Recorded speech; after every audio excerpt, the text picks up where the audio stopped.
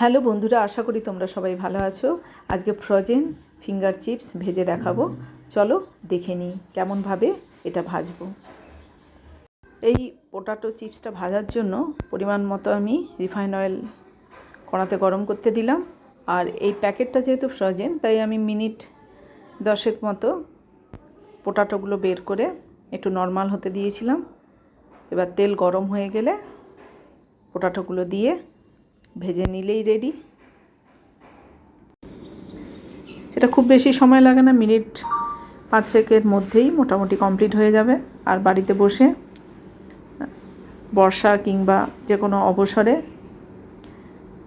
ভালোভাবে এনজয় করা যায় ফ্রেঞ্চ ফ্রাইজ খেতে খেতে। ভাজা হয়েই গেছে, রেডি টু সার্ভ।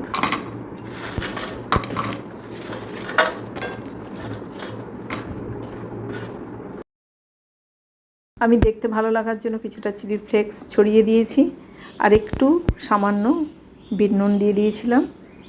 এটা অপশনাল, যেমন দিতে পারো। আর একটু মেয়োনিজ আর শেজওয়ান সস দিয়ে আমি পরিবেশন করলাম। মেয়োনিজ দিয়ে খেতে বেশি ভালো লাগলো। কমেন্ট করে জানিও কেমন লাগলো। ট্রাই করে দেখো, ভালো লাগবে। আবার নতুন রেসিপি নিয়ে দেখা হবে। আজকের মতো চলো, টাটা।